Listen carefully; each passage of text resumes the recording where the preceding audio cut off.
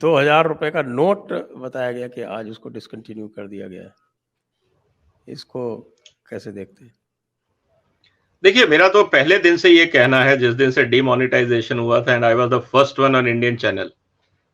जब लोगों को डिमोनेटाइजेशन मतलब नहीं समझ में आ रहा था, तो हम पूरी रात बैठ के लोगों को समझा रहे थे कि मतलब क्या है इस चीज का। तब भी मैंने कहा था कि 2000 नोट की जरूरत नहीं थी। अगर ये 2000 नोट लॉन्च भी नहीं करते, तो जो एटीएम की लाइनें लगी थी, जो प्रॉब्लम्स हुई थी, वो होती ही नहीं। क्योंकि जिसको 2000 का नोट मिला, उसको छुट्टा नहीं मिल रहा था। आपको मशीन एटीएम को कैलिब्रेशन करने में, क्योंकि दो नोट के साइज अलग थे, आपको बहुत ज्यादा टाइम लगा, जिसके कारण क्राइसिस लिंगर ऑन हुआ, जिसके कारण इश्यूज उठे। सिर्फ 500 रुपए का नोट लॉन्च करते आपकी सारी प्रॉब्लम सॉल्व थी।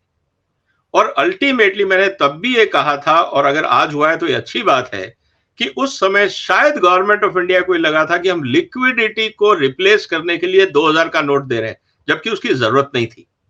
क्योंकि एंटरप्राइजेस कोई कैश डीलिंग नहीं करते हैं, वो सब बैंक ट्रांसफर होता है। और छोटे लेवल पे जो लोग काम करते हैं, वो उसको 4 नोट रखने में कोई जान नहीं जाती है, और उसको आसान था। तो जिसने भी ये सजेस्ट किया कि 2 नोट लॉन्च करने चाहिए, उसने लॉजिक को समझा नहीं, इकोनॉमिक एक्टिविटीज को समझा नहीं। तो एक इमेच्योर डिसीजन था।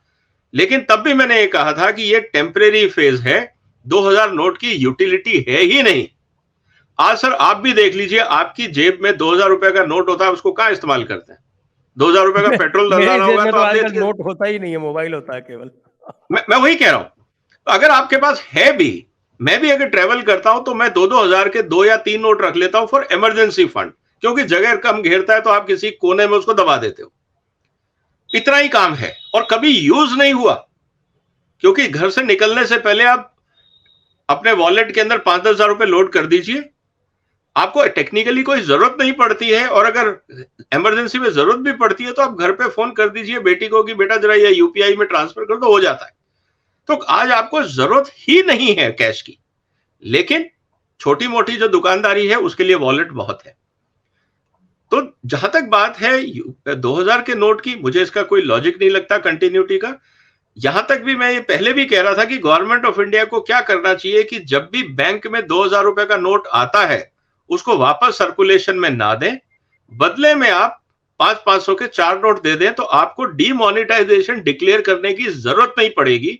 ओवर टाइम ये नोट अपने आप बाजार से सक आउट हो जाएंगे। तो काफी हद तक हो गए थे।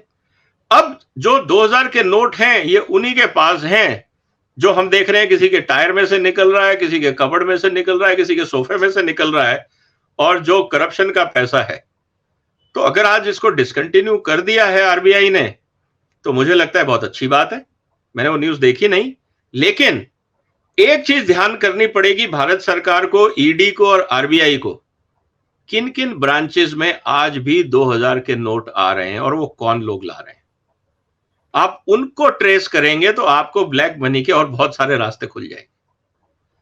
आपको पता लगेगा कि ये कहां से कौन लोग खेल रहे हैं ब्लैक मनी का काम। तो इस समय आपको 2000 रुपए के नोट जो भी आदमी बैंक में लेके आता है, आप उसका रिकॉर्ड मेंटेन करिए, डिजिटल रिकॉर्ड, कि भैया कहां से लाए, किसने दिए। धीरे धीरे आपको पता लग जाएगा कि हिंदुस्तान में कहां कहां करप्शन के सोर्स है।